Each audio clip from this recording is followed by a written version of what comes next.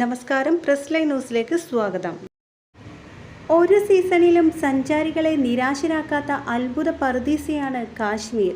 ഏതു സമയങ്ങളിലും എത്തുന്ന സഞ്ചാരികളുടെ ഹൃദയം കുളിർക്കുന്ന കാഴ്ചകൾ കാശ്മീർ കാത്തുവയ്ക്കും. അതിമനോഹരമായ ഒരു മഞ്ഞുകാലത്തിന് ശേഷമാണ് വസന്തകാലത്ത് സഞ്ചാരികളെ വരവേൽക്കാൻ ഒരുങ്ങുകയാണ് താഴ്വാരം. കാശ്മീരിൻ്റെ സൗന്ദര്യം ആസ്വദിക്കാനെത്തുന്ന വിനോദസഞ്ചാരികളെ വരവേൽക്കാൻ ഒരുങ്ങി നിൽക്കുകയാണ് ഏഷ്യയിലെ ഏറ്റവും വലിയ ടുലിപ്പ് തോട്ടം. ശ്രീനഗറിലെ ഇന്ദിരാഗാന്ധിയുടെ പേരിലുള്ള പൂന്തോട്ടമാണ് ശനിയാഴ്ച തുറക്കുക. ദാൽ തടാകത്തിന് സമീപമാണ് ഈ പൂന്തോട്ടം. പല നിറങ്ങളിലുള്ള 73 തരം ടുലിപ്പുകൾ ഇവിടെ കാണാം. 55 ഹെക്ടറിലായി 17 ലക്ഷം ചെടികളാണ് ഇത്തവണ നട്ടത്. 2007 ഇന്ദിരാഗാന്ധിയുടെ ഓർമ്മയ്ക്കായി ടുലിപ്പ് തോട്ടം നിർമ്മിച്ചത്. തുടക്കത്തിൽ 50,000 ടുലിപ്പ് ചെടികൾ ഉണ്ടായിരുന്നു. സന്ദർശകർ കൂടിയതോടെ തോട്ടം വിപുലമാക്കി.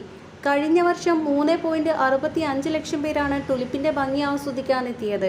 ലോകത്തിൻ്റെ വിവിധ ഭാഗങ്ങളിൽ നിന്നുള്ള സഞ്ചാരികളാണ് ടുലിപ്പ് ഫെസ്റ്റിവൽ കാണാനായി എത്തുന്നത്.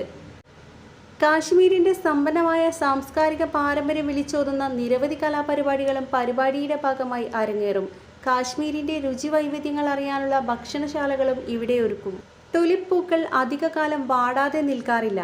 പൂക്കളുള്ള സമയത്ത് മാത്രമേ ഗാർഡനിലേക്ക് സഞ്ചാരികളെ പ്രവേശിപ്പിക്കാറുള്ളൂ. അതിനാൽ ഏപ്രിൽ അവസാനത്തോടെ ഗാർഡൻ അടയ്ക്കും.